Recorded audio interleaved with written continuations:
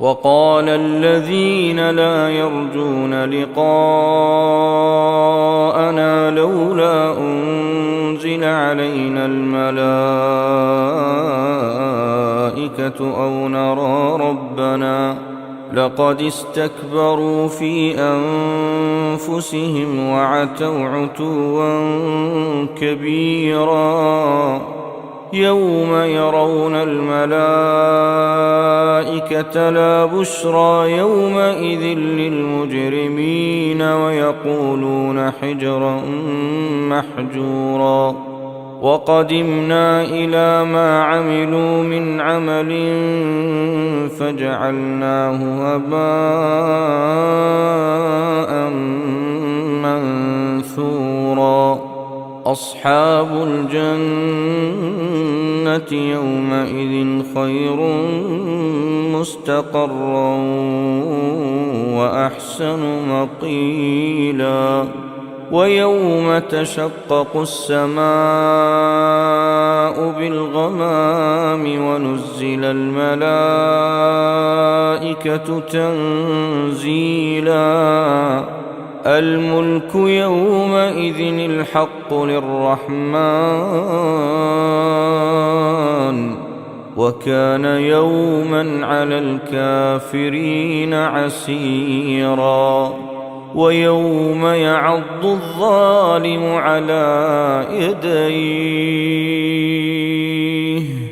ويوم يعض الظالم على يديه يقول يا ليتني اتخذت مع الرسول سبيلا يا ويلتى ليتني لم أتخذ فلانا خليلا لقد أضلني عن الذكر بعد إذ جاءني وكان الشيطان للإنسان خذولا وقال الرسول يا رب إن قوم اتخذوا هذا القرآن مهجورا وكذلك جعلنا لكل نبي عدوا من المجرمين وكفى بربك هاديا ونصيرا وقال الذين كفروا لولا نزل عليه القرآن جملة واحدة كذلك لنثبت به فؤادك ورتلناه ترتيلا ولا يأتونك بمثل إلا جئناك بالحق وأحسن تفسيرا الذين يحشرون على وجوههم إلى جهنم أولئك شر مكانا وأضل سبيلا ولقد آتينا موسى الكتاب وجعلنا معه أخاه هارون وزيرا فقلنا اذهبا إلى القوم الذين كذبوا بآياتنا فدمرناهم تدميرا وقوم نوح لما كذبوا الرسل أغرقناهم وجعلناهم للناس آية وأعتدنا للظالمين عذابا أليما وعادا وثمود وأصحاب الرس وقرونا بين ذلك كثيرا وكلا ضربنا له الأمثال وكلا تبرنا تتبيرا ولقد أتوا على القرية التي أمطرت مطر السوء أفلم يكونوا يرونها بل كانوا لا يرجون نشورا وإذا رأوك إن يتخذونك إلا هزوا أهذا الذي بعث الله رسولا إن كاد ليضلنا عن آلهتنا لولا أن صبرنا عليها وسوف يعلمون حين يرون العذاب من أضل سبيلا أرأيت من اتخذ إلهه هواه أفأنت تكون عليه وكيلا أم تحسب أن أكثرهم يسمعون أو يعقلون إن هم إلا كالأنعام بل هم أضل سبيلا ألم تر إلى ربك كيف مد الظل ولو شاء لجعله ساكنا ثم جعلنا الشمس عليه دليلا ثم قبضناه إلينا قبضا يسيرا وهو الذي جعل لكم الليل لباسا والنوم سباتا وجعل النهار نشورا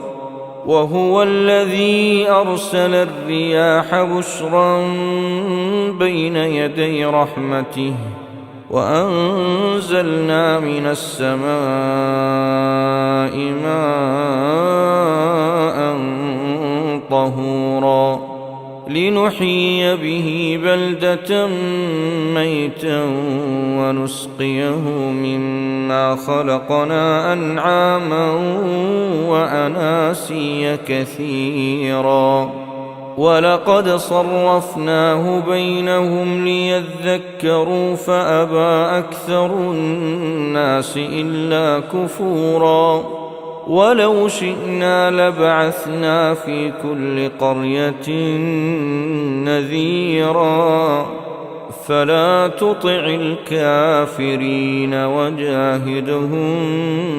به جهادا كبيرا وهو الذي مرج البحرين هذا عذب فرات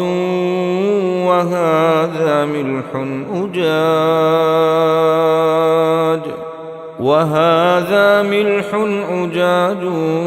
وجعل بينهما برزخا وحجرا محجورا وهو الذي خلق من الماء بشرا فجعله نسبا وصهرا وكان ربك قديرا ويعبدون من دون الله ما لا ينفعهم ولا يضرهم وكان الكافر على ربه ظهيرا وما أرسلناك إلا مبشرا ونذيرا قل ما أسألكم عليه من أجر إلا من شاء أن يتخذ إلى ربه سبيلا وتوكل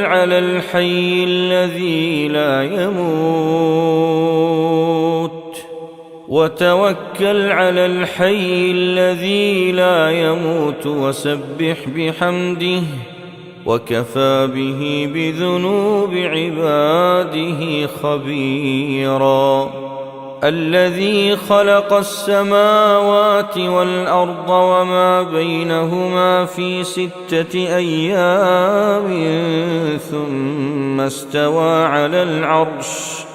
الرحمن فاسأل به خبيرا وإذا قيل لهم اسجدوا للرحمن قالوا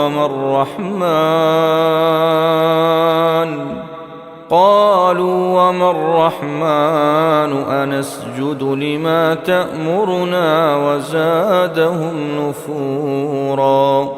تبارك الذي جعل في السماء بروجا وجعل فيها سراجا وقمرا منيرا وهو الذي جعل الليل والنهار خلفة لمن أراد أن يذكر أو أراد شكورا وعباد الرحمن الذين يمشون على الأرض هونا وإذا خاطبهم الجاهلون قالوا سلاما والذين يبيتون لربهم سجدا وقياما والذين يقولون ربنا اصرف عنا عذاب جهنم إن عذابها كان غراما إنها ساءت مستقرا ومقاما والذين إذا أنفقوا لم يسرفوا ولم يقتروا وكان بين ذلك قواما والذين لا يدعون مع الله إلها آخر ولا يقتلون النفس التي حرم الله إلا بالحق ولا يزنون ومن يفعل ذلك يلقى أثاما يضاعف له العذاب يوم القيامة ويخلد فيه مهانا إلا من تاب وآمن وعمل عملا صالحا فأولئك يبدل الله سيئاتهم حسنات وكان الله غفورا رحيما ومن تاب وعمل صالحا فإنه يتوب إلى الله متابا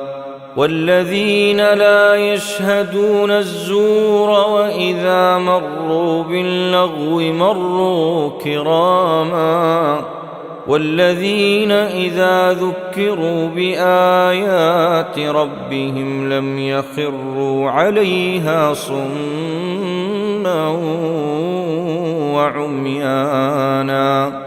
والذين يقولون ربنا هب لنا من أزواجنا وذرياتنا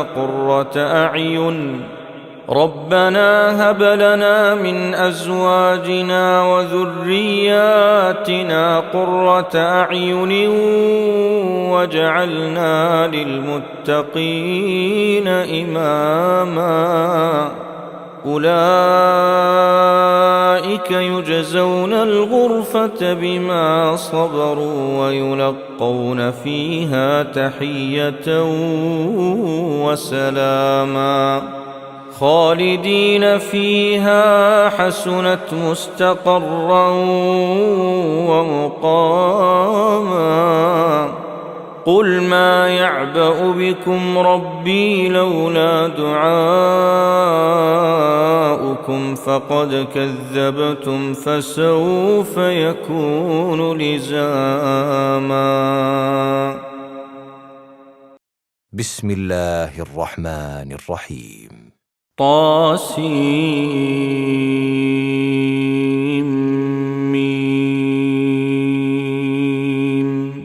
تلك آيات الكتاب المبين لعلك باخع نفسك ألا يكونوا مؤمنين إن نشأ ننزل عليهم من السماء آية فظلت أعناقهم لها خاضعين وما يأتيهم من ذكر من الرحمن محدث إلا كانوا عنه معرضين فقد كذبوا فسيأتيهم أنباء ما كانوا به يستهزئون أولم يروا إلى الأرض كم أنبتنا فيها من كل زوج كريم إن في ذلك لآية وما كان أكثرهم مؤمنين وإن ربك لهو العزيز الرحيم وإذ نادى ربك موسى أن ائت القوم الظالمين قوم فرعون ألا يتقون قال رب إني أخاف أن يكذبون ويضيق صدري ولا ينطلق لساني فأرسل إلى هارون ولهم علي ذنب فأخاف أن يقتلون قال كلا فاذهبا بآياتنا إنا معكم مستمعون فأتيا فرعون فقولا إنا رسول رب العالمين أن أرسل معنا بني إسرائيل قال ألم نربك فينا وليدا ولبثت فينا من عمرك سنين وفعلت فعلتك التي فعلت وأنت من الكافرين قال فعلتها إذا وأنا من الضالين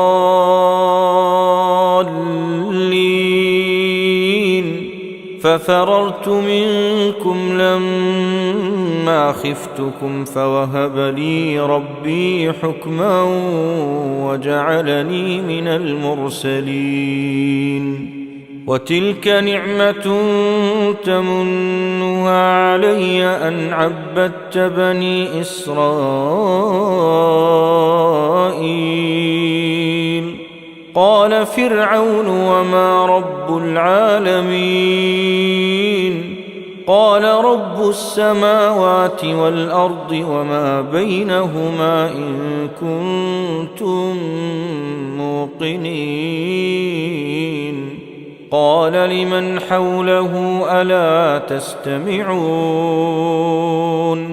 قال ربكم ورب آبائكم الأولين قال إن رسولكم الذي أرسل إليكم لمجنون قال رب المشرق والمغرب وما بينهما إن كنتم تعقلون قال لئن اتخذت إلها غيري لأجعلنك من المسجونين قال أولو جئتك بشيء مبين قال فأت به إن كنت من الصادقين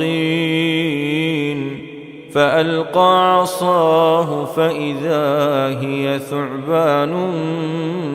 مبين ونزع يده فإذا هي بيضاء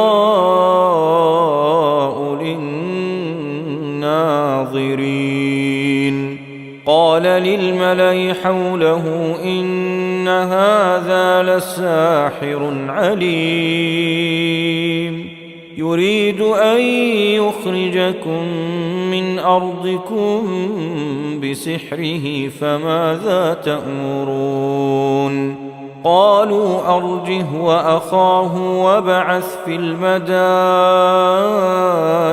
حاشرين يأتوك بكل سحار عليم فجمع السحرة لميقات يوم معلوم وقيل للناس هل أنتم مجتمعون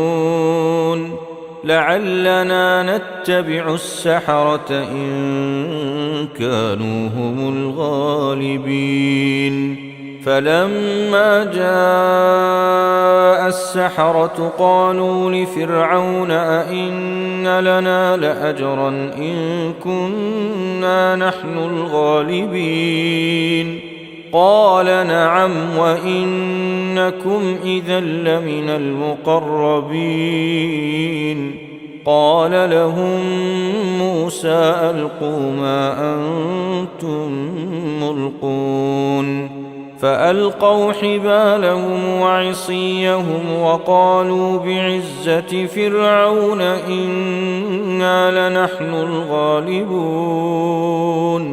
فألقى موسى عصاه فإذا هي تلقف ما يأفكون فألقي السحرة ساجدين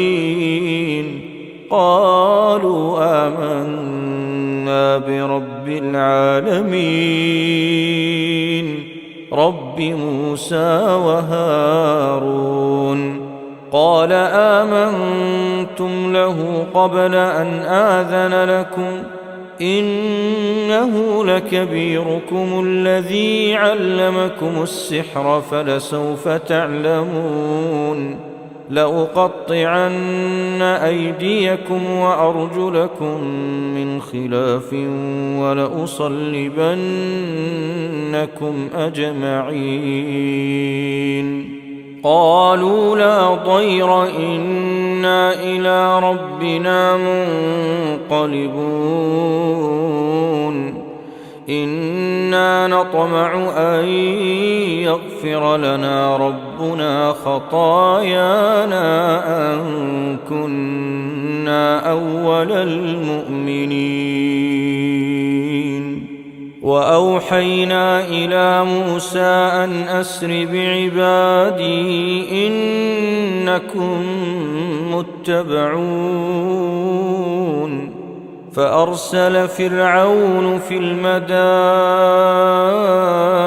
حاشرين إن هؤلاء لشرذمة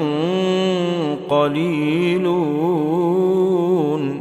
وإنهم لنا لغائظون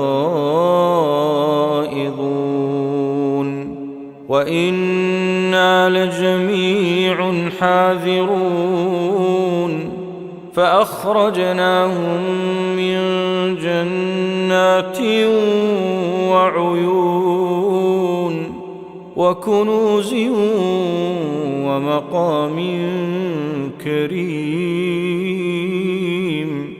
كذلك وأورثناها بني إسرائيل فأتبعوهم مشرقين فلما تراءى الجمعان قال أصحاب موسى إنا لمدركون قال كلا إن معي ربي سيهدين فأوحينا إلى موسى أن اضرب بعصاك البحر فانفلق فكان كل فرق كالطود العظيم وأزلفنا ثم الآخرين وأنجينا موسى ومن معه أجمعين ثم أغرقنا الآخرين إن في ذلك لآية وما كان أكثرهم مؤمنين وإن ربك لهو العزيز الرحيم واتل عليهم نبأ إبراهيم إذ قال لأبيه وقومه ما تعبدون قالوا نعبد أصناما فنظل لها عاكفين قال هل يسمعونكم إذ تدعون أو ينفعونكم أو يضرون قالوا بل وجدنا آباءنا كذلك يفعلون قال أفرأيتم ما كنتم تعبدون أنتم وآباؤكم الأقدمون فإنهم عدو لي إلا رب العالمين الذي خلقني فهو يهدين والذي هو يطعمني ويسقين وإذا مرضت فهو يشفين والذي يميتني ثم يحيين والذي أطمع أن يغفر لي خطيئتي يوم الدين رب هب لي حكما وألحقني بالصالحين واجعل لي لسان صدق في الآخرين واجعلني من ورثة جنة النعيم واغفر لأبي إنه كان من الضالين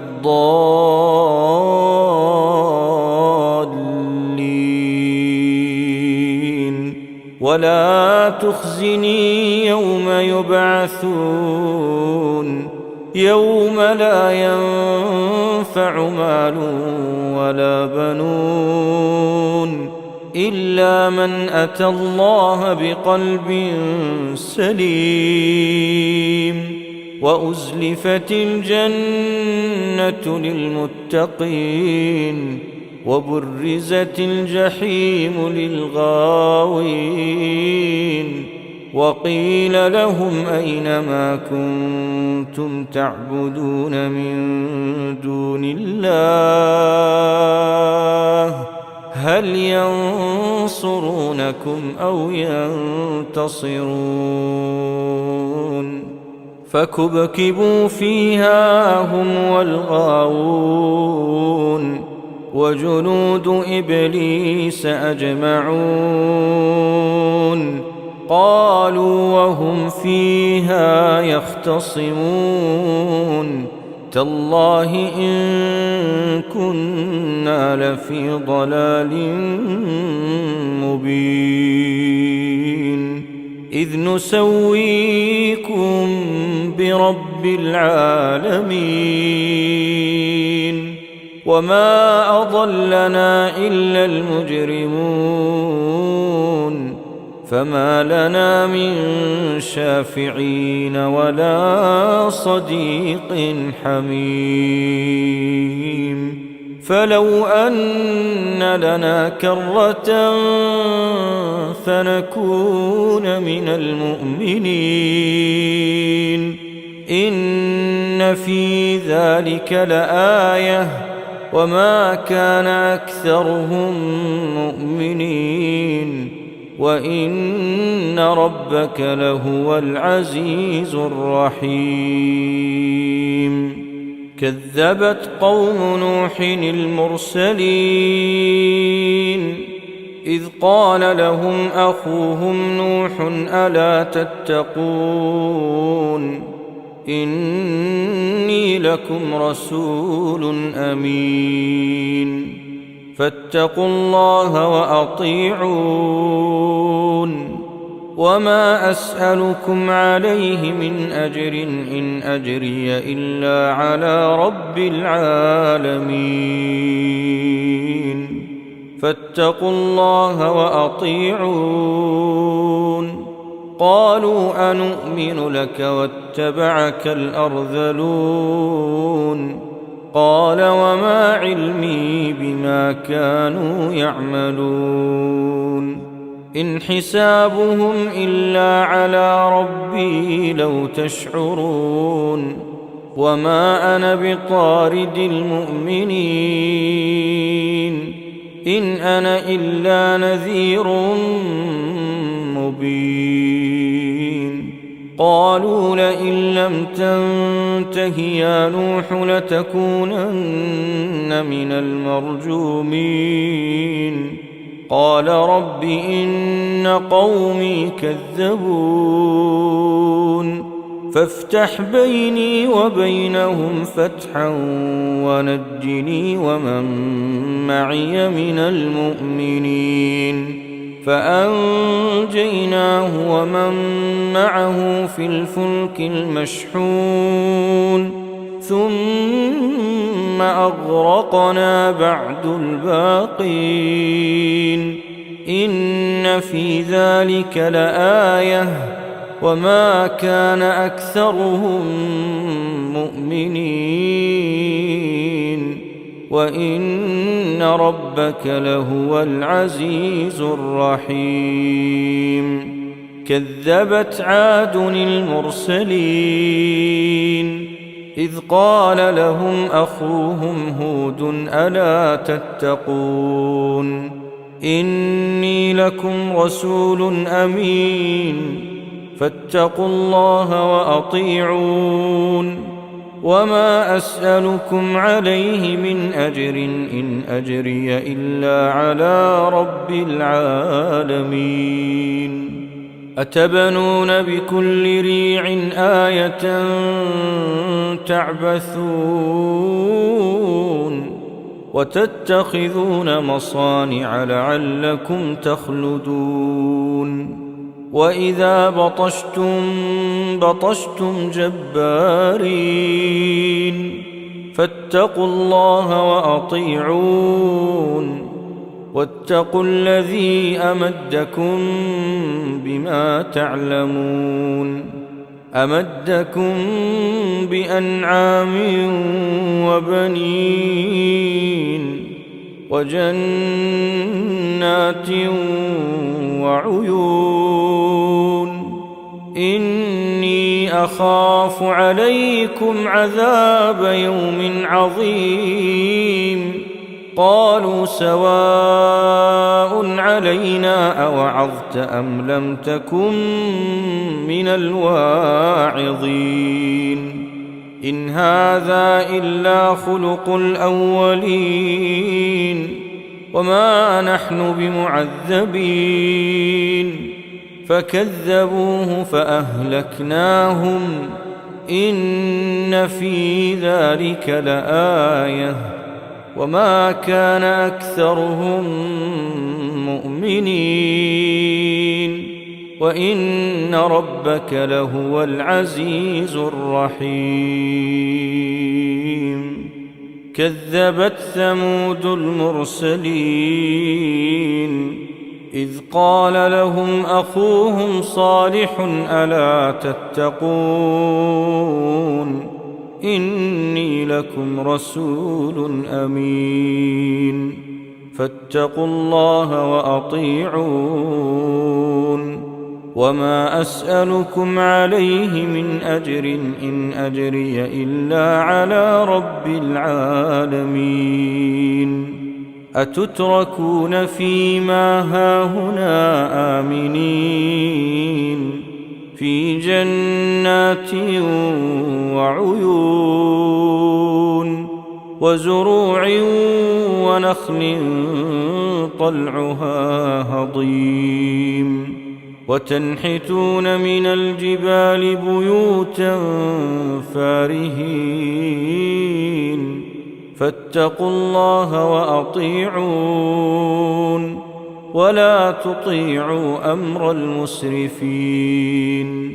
الذين يفسدون في الأرض ولا يصلحون.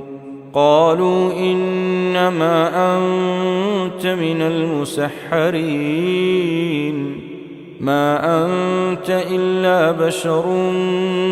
مثلنا فأت بآية إن كنت من الصادقين. قال هذه ناقة لها شرب ولكم شرب يوم معلوم ولا تمسوها بسوء فيأخذكم عذاب يوم عظيم. فعقروها فأصبحوا نادمين فأخذهم العذاب إن في ذلك لآية وما كان أكثرهم مؤمنين وإن ربك لهو العزيز الرحيم. كذبت قوم لوط المرسلين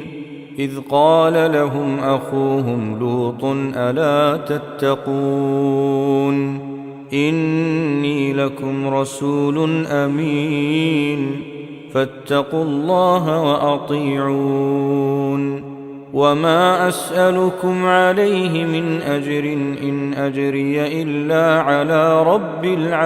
العالمين. أتأتون الذكران من العالمين وتذرون ما خلق لكم ربكم من أزواجكم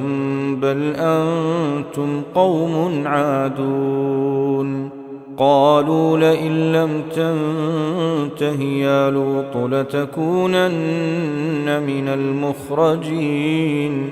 قال إني لعملكم من القالين. رب نجني وأهلي مما يعملون. فنجيناه وأهله أجمعين إلا عجوزا في الغابرين. ثم دمرنا الآخرين وأمطرنا عليهم مطرا فساء مطر المنذرين. إن في ذلك لآية وما كان أكثرهم مؤمنين وإن ربك لهو العزيز الرحيم. كذب أصحاب الأيكة المرسلين إذ قال لهم شعيب ألا تتقون إني لكم رسول أمين فاتقوا الله وأطيعون. وما أسألكم عليه من أجر إن أجري إلا على رب العالمين. أوفوا الكيل ولا تكونوا من المخسرين وزنوا بالقسطاس المستقيم ولا تبخسوا الناس أشياءهم ولا تعثوا في الأرض مفسدين. واتقوا الذي خلقكم والجبلة الأولين. قالوا إنما أنت من المسحرين وما أنت إلا بشر مثلنا وإن نظنك لمن الكاذبين. فأسقط علينا كسفا من السماء إن كنت من الصادقين. قال ربي أعلم بما تعملون. فكذبوه فأخذهم عذاب يوم الظلة إنه كان عذاب يوم عظيم إن في ذلك لآية وما كان أكثرهم مؤمنين وإن ربك لهو العزيز الرحيم وإنه لتنزيل رب العالمين نزل به الروح الأمين على قلبك لتكون من المنذرين بلسان عربي مبين وإنه لفي زبر الأولين أولم يكن لهم آية أن يعلمه علماء بني إسرائيل ولو نزلناه على بعض الأعجمين فقرأه عليهم ما كانوا به مؤمنين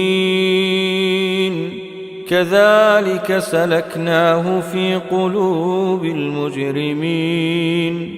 لا يؤمنون به حتى يروا العذاب الأليم فيأتيهم بغتة وهم لا يشعرون فيقولوا هل نحن منظرون أفبعذابنا يستعجلون أفرأيت إن متعناهم سنين ثم جاءهم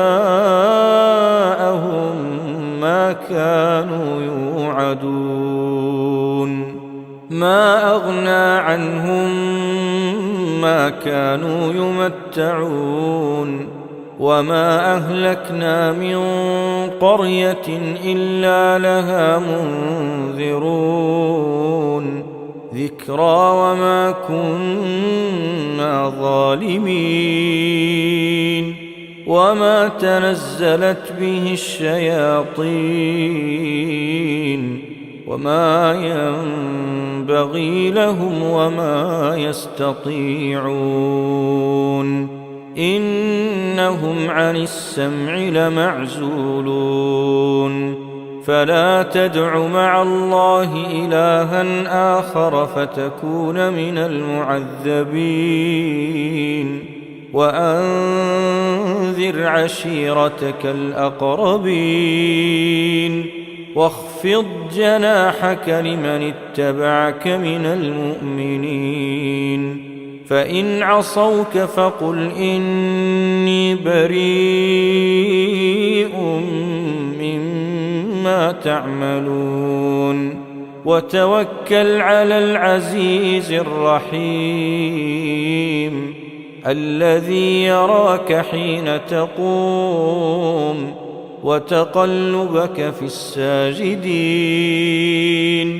إنه هو السميع العليم هل أنبئكم على من تنزل الشياطين تنزل على كل أفاك أثيم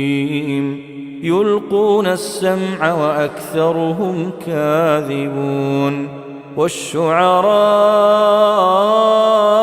يتبعهم الغاوون ألم تر أنهم في كل واد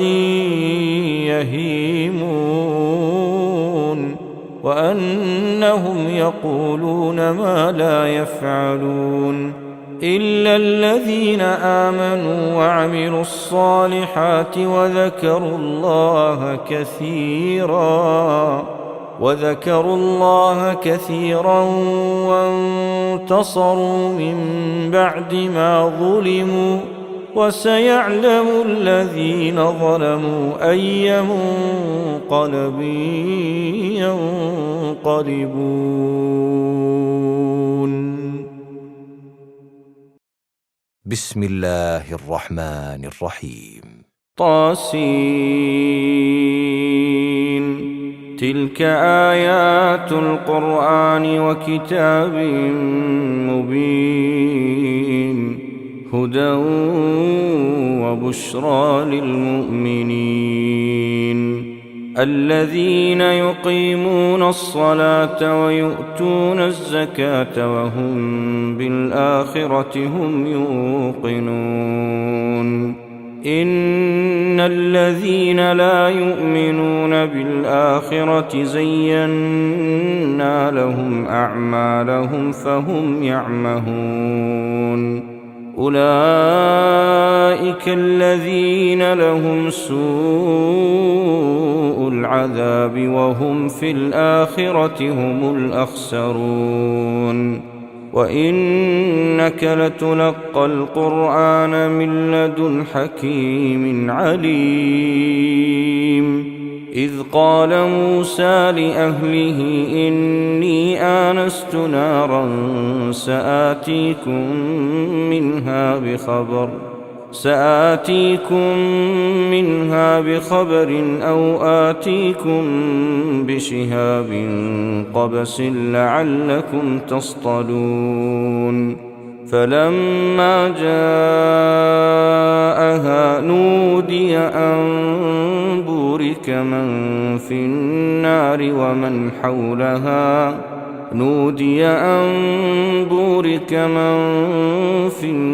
ومن حولها وسبحان الله رب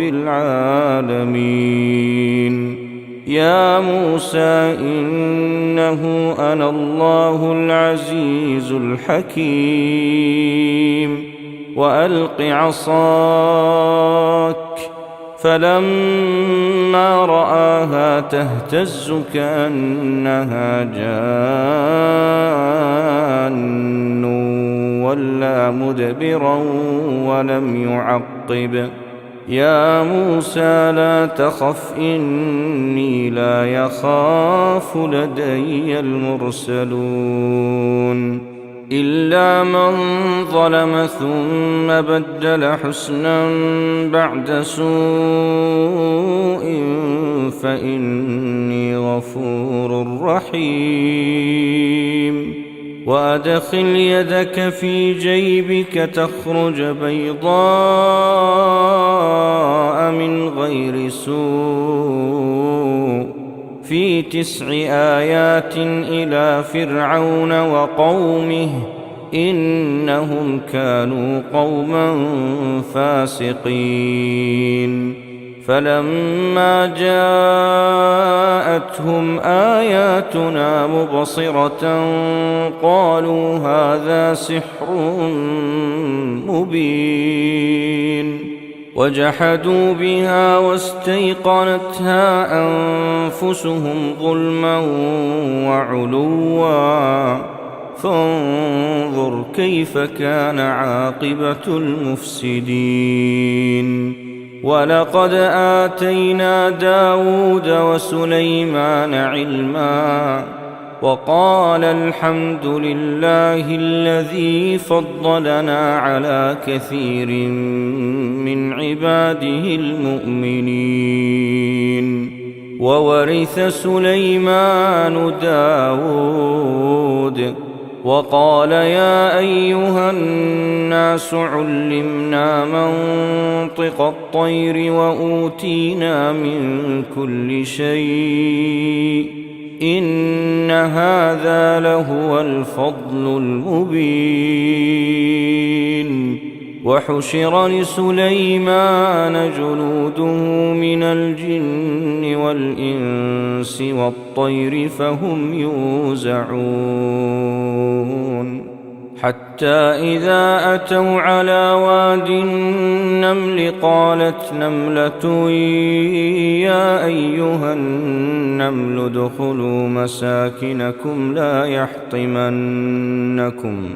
لا يحطمنكم سليمان وجنوده وهم لا يشعرون. فتبسم ضاحكا من قولها وقال رب أوزعني أن أشكر نعمتك التي أنعمت علي وعلى والدي وأن أعمل صالحا ترضاه وأدخلني برحمتك في عبادك الصالحين. وتفقد الطير فقال ما لي لا أرى الهدهد أم كان من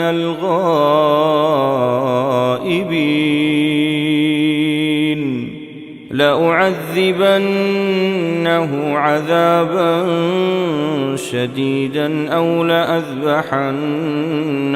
أو ليأتيني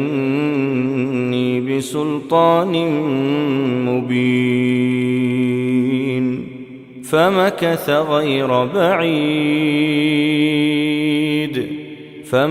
غير بعيد فقال أحطت بما لم تحط به وجئتك من سبأ بنبأ يقين. إني وجدت امرأة تملكهم وأوتيت من كل شيء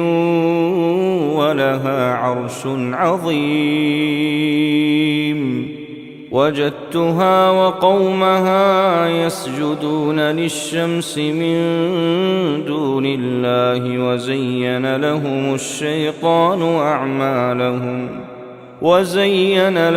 الشيطان أعمالهم فصدهم عن السبيل فهم لا يهتدون. ألا يسجدوا لله الذي يخرج الخبأ في السماوات والأرض ويعلم ما تخفون وما تعلنون. الله لا إله إلا هو رب العرش العظيم. قال سننظر أصدقت أم كنت من الكاذبين. اذهب بكتابي هذا فألقه إليهم ثم تول عنهم فانظر ماذا يرجعون. قالت يا أيها الملأ إني ألقي إلي كتاب كريم إنه من سليمان وإنه بسم الله الرحمن الرحيم. ألا تعلوا علي وأتوني مسلمين. قالت يا أيها الملأ أفتوني في أمري ما كنت قاطعة أمرا حتى تشهدون. قالوا نحن أولو قوة وأولو بأس شديد والأمر إليك فانظري ماذا تأمرين. قالت إن الملوك إذا دخلوا قرية أفسدوها وجعلوا أعزة أهلها أذلة وكذلك يفعلون وإني مرسلة إليهم بهدية فناظرة بما يرجع المرسلون. فلما جاء سليمان قال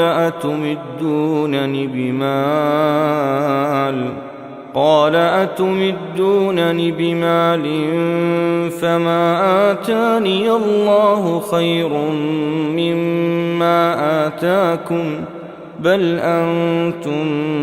بهديتكم تفرحون. ارجع إليهم فلنأتينهم بجنود لا قبل لهم بها فلنأتينهم بجنود لا قبل لهم بها ولنخرجنهم منها أذلة وهم صاغرون قال يا أيها الملأ أيكم يأتيني بعرشها قبل أن يأتوني مسلمين قال عفريت من الجن أنا آتيك به قبل أن تقوم من مقامك وإني عليه لقوي أمين قال الذي عنده علم من الكتاب أنا آتيك به قبل أن يرتد إليك طرفك فلما رآه مستقرا عنده قال هذا من فضل ربي ليبلوني أأشكر أم أكفر ومن شكر فإنما يشكر لنفسه ومن كفر فإن ربي غني كريم قال نكروا لها عرشها ننظر أتهتدي أم تكون من الذين لا يهتدون فلما جاءت قيل هكذا عرشك قالت كأنه هو وأوتينا العلم من قبلها وكنا مسلمين وصدها ما كانت تعبد من دون الله إنها كانت من قوم كافرين قيل لها ادخل الصرح فلما رأته حسبته لجة وكشفت عن ساقيها قال إنه صرح ممرد من قوارير قالت رب إني ظلمت نفسي وأسلمت مع سليمان لله رب العالمين ولقد أرسلنا إلى ثمود أخاهم صالحا أن اعبدوا الله فإذا هم فريقان يختصمون قال يا قوم لم تستعجلون بالسيئة قبل الحسنة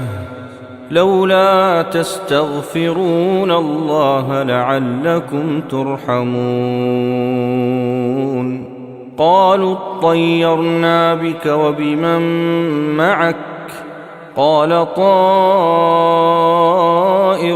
عند الله بل أنتم قوم تفتنون وكان في المدينة 9 رهط يفسدون في الأرض ولا يصلحون قالوا تقاسموا بالله لنبيتنه وأهله ثم لنقولن لوليه ما شهدنا مهلك أهله وإنا لصادقون ومكروا مكرا ومكرنا مكرا وهم لا يشعرون فانظر كيف كان عاقبة مكرهم أنا دمرناهم وقومهم أجمعين فتلك بيوتهم خاوية بما ظلموا إن في ذلك لآية لقوم يعلمون وأنجينا الذين آمنوا وكانوا يتقون ولوطا إذ قال لقومه أتأتون الفاحشة وأنتم تبصرون أئنكم لتأتون الرجال شهوة من دون النساء